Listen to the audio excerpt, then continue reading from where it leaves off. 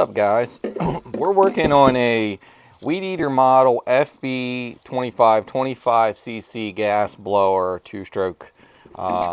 Most shops would not even touch these. This is for family, but I'm just going to make this video just to show you guys what I do when you get in a situation where your starter clutch sticks like this. Set up here to take this blower housing side off here. I've never done one of these, so you're just gonna ride along with me as I dive into this thing and see what we can do with this starter clutch here. It's looking like we might have to open this housing up to get into the inner portion of this starter clutch mechanism. So we're gonna go ahead and take these off here. All right, we'll pop this cover off here. Now I could be going at this the wrong way, guys, and I sure hope you don't have to come in from the other way, but I'm almost sure we need to take this whole blower housing off here. So next, got our blower fan here. We're gonna take that off, and it looks to be about a 12mm nut, so I'm gonna grab that real quick. Looks like it might be like 13 mil.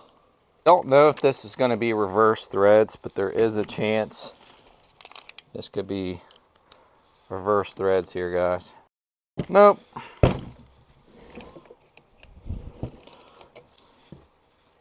Good there, guys. I gotta go get my little tray here, a hardware, washer. Looks like it has like an insert there. I'm just kind of pulling this blower fan off. Comes right off. And I think that's what we're going to want, guys. I'm bringing you down here because I know this is all got to be pretty dark from up there.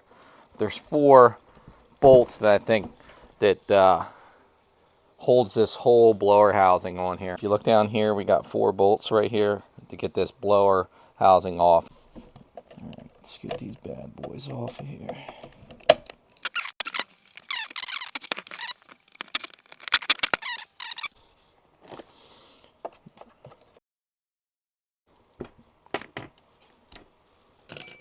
Yeah. Just like to go nice and slow for my first time. That way you don't get frustrated. Oh, look. I don't even think his gas line was connected properly here. We probably have to put him a new fuel line on here. He needs new lines. They're hard as a rock. We'll see what we can do for him. That shouldn't be too bad. So it looks like we can come underneath here. And there's another 4 bolts here, guys. We're going to zip zap off there. Here, how well you guys can see that, but it's kind of easy to find. Just another 4 bolts here.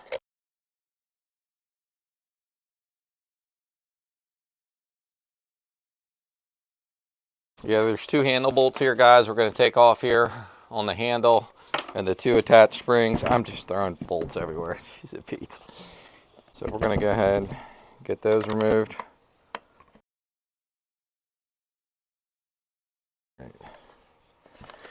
Looks like we're going to have to take this whole daggone thing apart just for the starter clutch. That's where some of this is like, oh, jeez. You know, for something that's as cheap as it is, to go buy one. This will all be electric, and a lot of this stuff's going to disappear.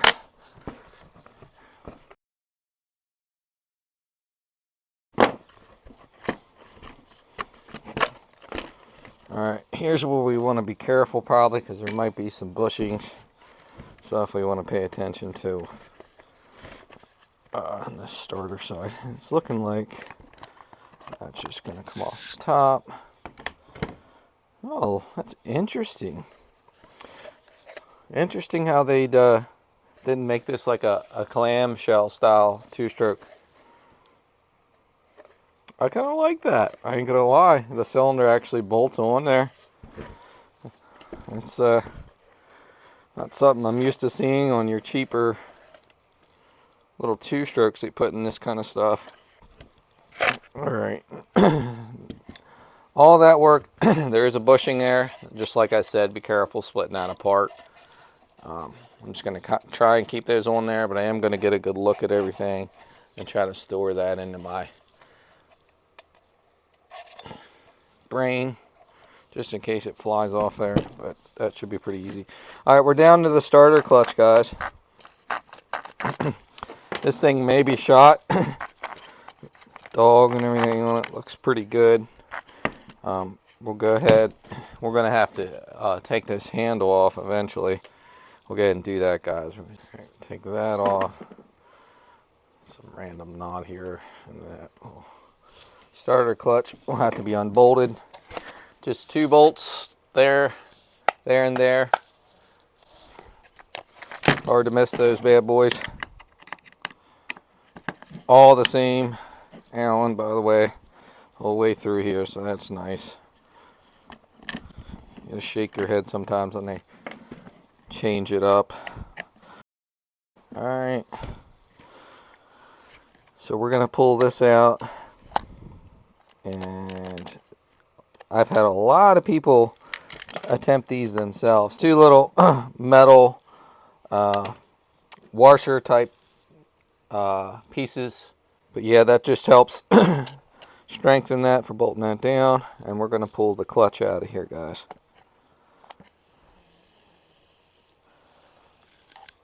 Alright, clutch is out. Every time I work on one of these guys, I fiddle around and it all kind of starts to come back to me. This is definitely a little different. Very, very heavy tension, but I pretty much just wound that up clockwise, and then we're going to get it in your slot here. And then I'm going to feed this through. I think we're going to have to drop back to the next one. Feed this through our hole here. You got to definitely wind the other way. Oh, I still did clockwise again. So I need to make sure it's coming off this side, this way.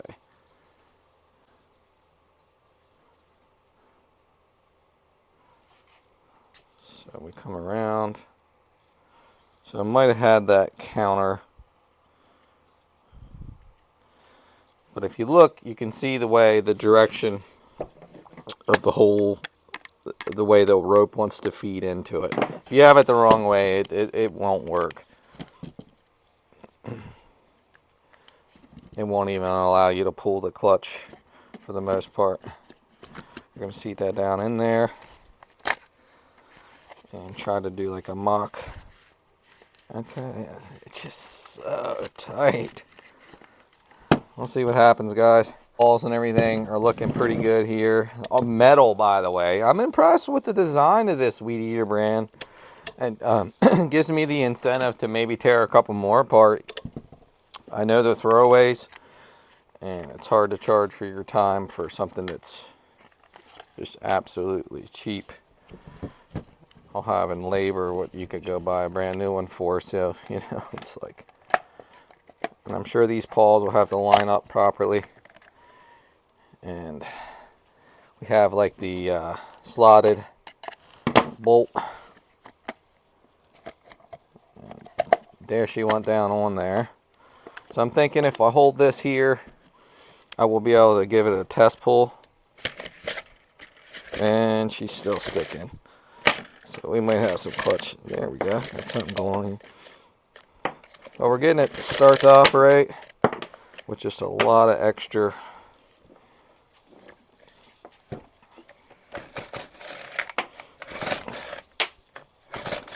it's sticking a little bit. The clutch might need lubed up a little bit. So we're going to pull it back apart here, guys. And again, see how quickly you can get wrapped up in labor in this stuff.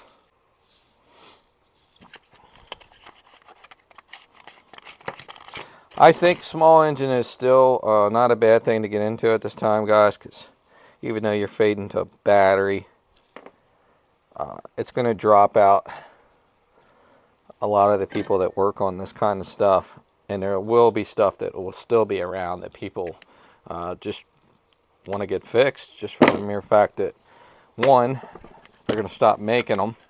So some people might have like an attachment to them. And two, it'll be a lot cheaper. All right, so I'm going to give this all a good spray, a WD-40 real quick in through here, and see if we can get a little bit better clutch action. Everything was working.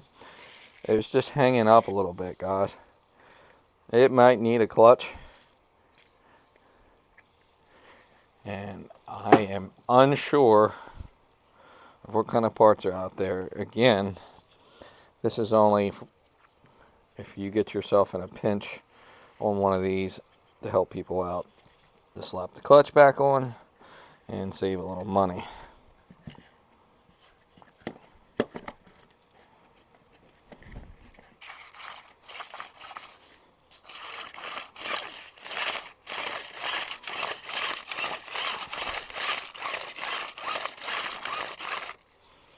We'll lube it up a little more.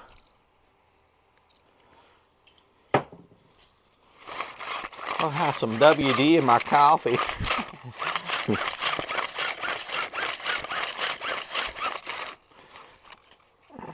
So, right to about there. This is a trick to winding these things back. Pull them out all the way.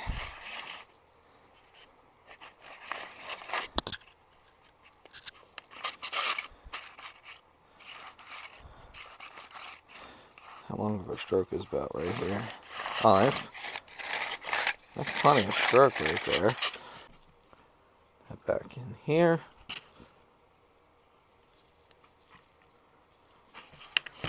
And we're gonna bring that knot up just a little bit here, guys, and see if that changes our action on this thing a little bit better. A lot of these you pre-tension them and wind them up counterclockwise and feed them back in and keep them in the loop, and then you feed it out. But this one seems a little clunky to do that.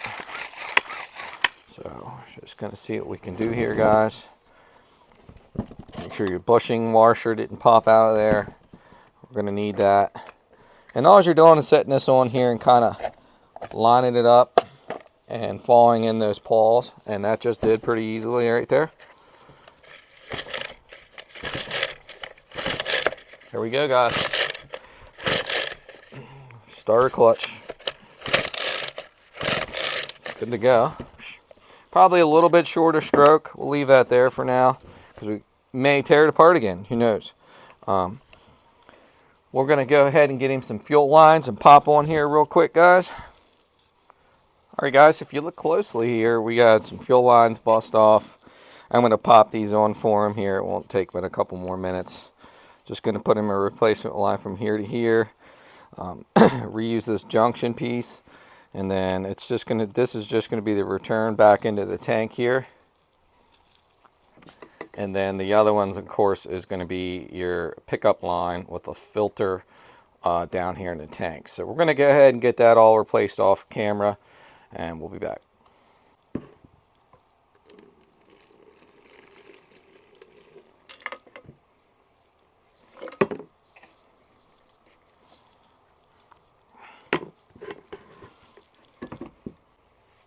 Alright, guys, the fuel filter dropped right off, fell right out of the tank.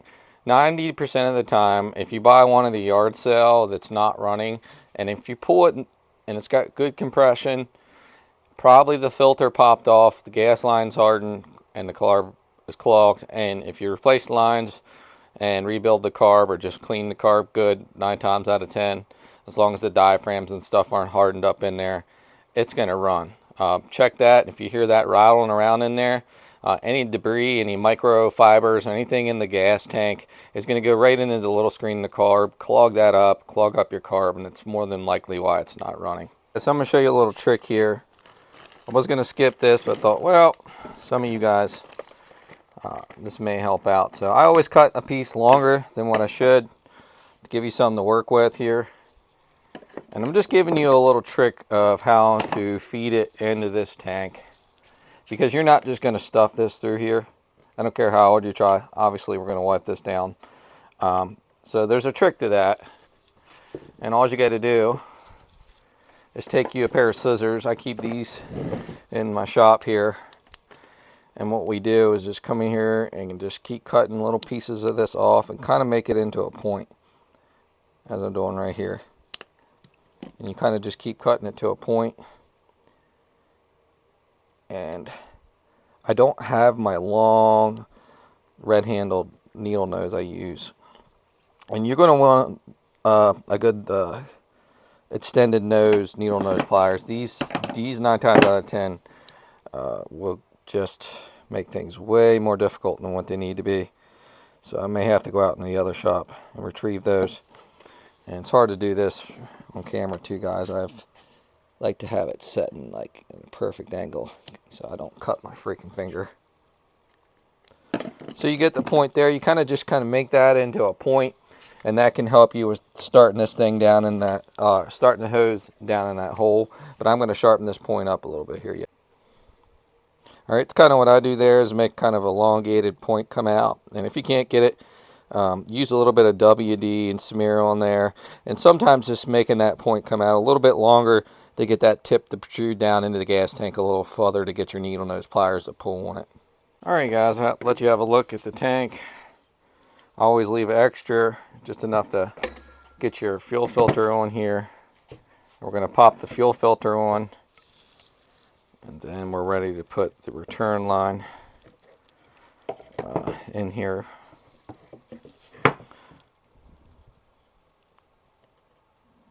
Just going to twist her on there.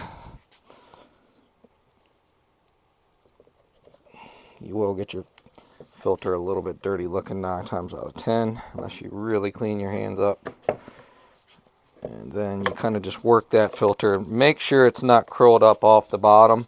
You'll wonder why you got a 1/4 tank of gas all the time and it's bogging out and whoop, whoop, and acting like it's running out of fuel, basically, because it is. So I'm going to kind of finagle that and get that filter sitting on the bottom of the tank real quick. Sometimes it's smart to have these in stock. I know I have them somewhere, but I just work on so much different stuff. I need to be more organized. Should have them probably in that fuel box, but this looks like it's fine. We're going to reuse it. And then I'm going to pop this line off here real quick. It's a little dark down there, I know, guys. And then we're going to put this one on. All right, this is how I did it. I just kind of made that into a point, get my return line down inside the gas tank or down into the gas tank, and have it ready to meet with the carb. Got that all set up. Got to pop these old lines off the carburetor, and we're ready to start putting it back together. Here's the challenging part to put everything back together. Make sure your bearing and that bushing is in there. I just had it not in there on me, so we're just gonna kind of start sticking all this back together. And I'm trying to remember, we're kind of doing an unusual, untraditional live feed of this, I guess I should say. Something like that. This would go this way. And this goes under there. Make sure this isn't going in crooked.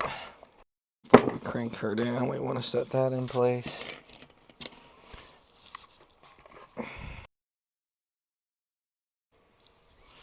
Alright, I got her in there. That was a huge pain in the ass, but we got her in there.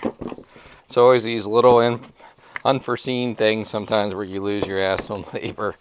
And it can be the silliest of stuff sometimes, I'm telling you. All right, we're going to put these four mils back in here. Guess I'll get them started here. I think that's the fine thread bolt there, guys.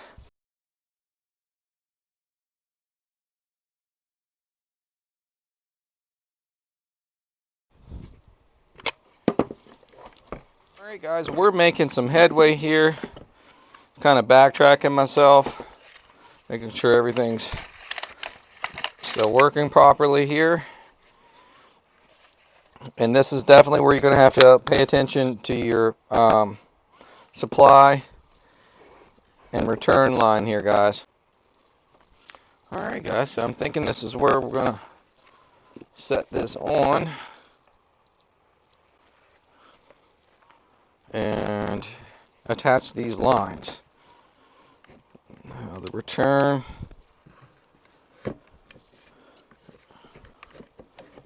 line should be like a slightly smaller one right into the primer ball, I believe, guys.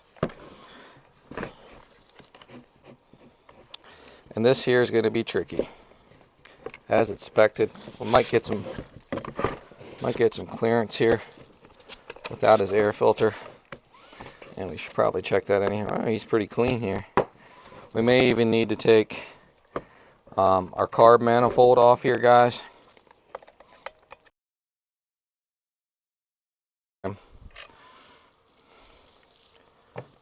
Don't drop any parts out.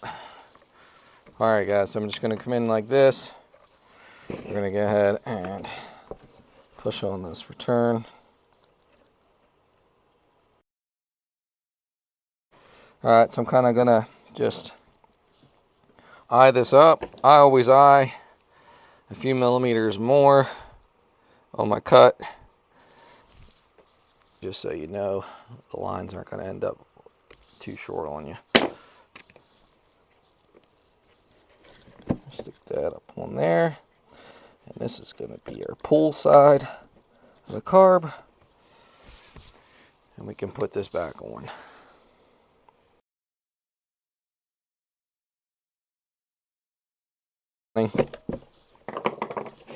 Alright guys, we're going to seat this down onto the blower housing, and I'm going to go ahead and put this cap on. Everything's looking okay with these lines. I can tell that they are hair long. It shouldn't hurt anything. Flop it over. It's great now that we don't have any gas in there. Alright guys, we got our 4 bolts going back into the housing here.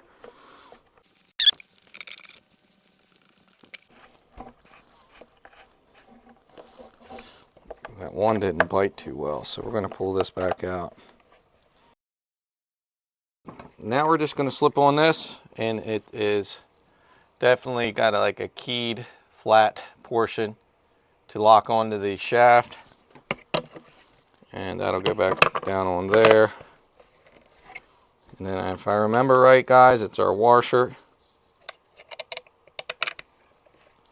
nut on here.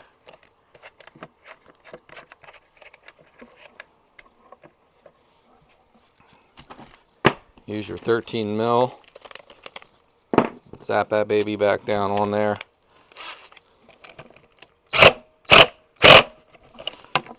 Alright. Right now we got a cover. Probably needs blown out a little bit there. Can do that down at the other shop.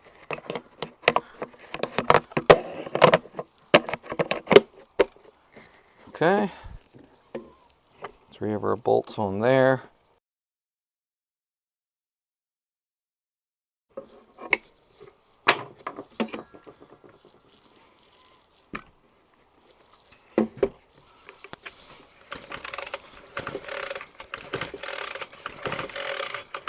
Sometimes the compression's hard to tell on these guys. It does seem a little bit down, but when they have like a 25 cc piston or whatever, what is this? Yeah, 25. It's gonna be hard to tell sometimes, guys. It really is. We got to get some more bolts in the top here real quick, guys. All right, guys, we got these 2 bolts in the top. I did that off camera. I mean, that should be pretty self-explanatory.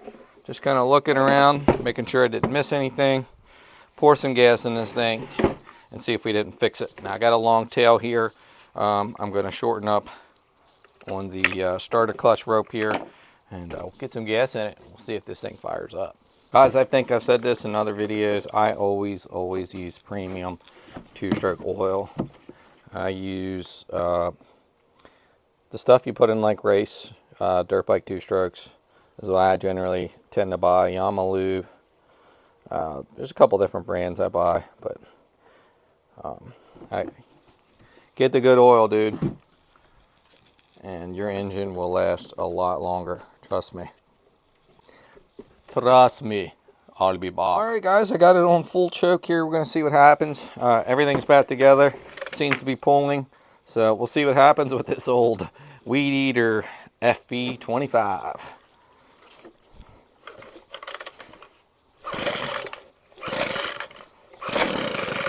Uh-oh. Guys, we got a little poppy. Oh, that's throttle up there. Okay, we'll go half choke here.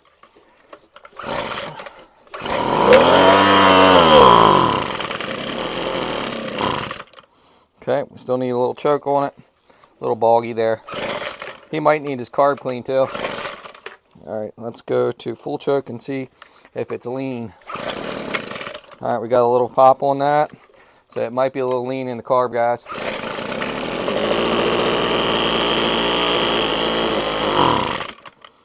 Yup, we might need to do some carb work for him.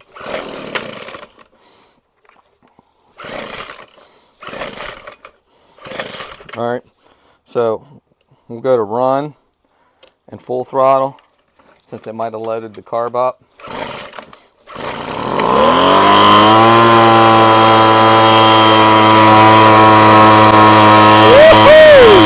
I'm going to pop the filter back in here real quick, guys. It's still showing a little bit signs of maybe some carb issues on this thing, but we're going to pop the filter on it and I'll tinker with it a little bit and we'll be right back. Alright guys, we got it running.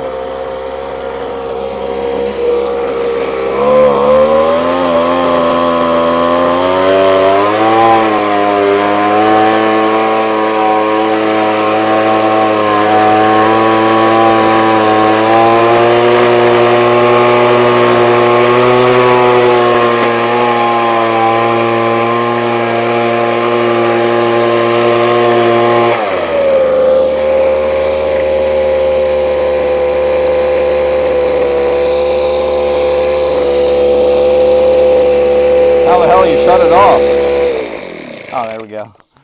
Alright guys, I hope you enjoyed the content of me putting the starter clutch back together properly so the clutch would actually work with the rope being stuck and replacing the fuel lines. Thanks for watching Digging Deep, guys. We'll catch you next time.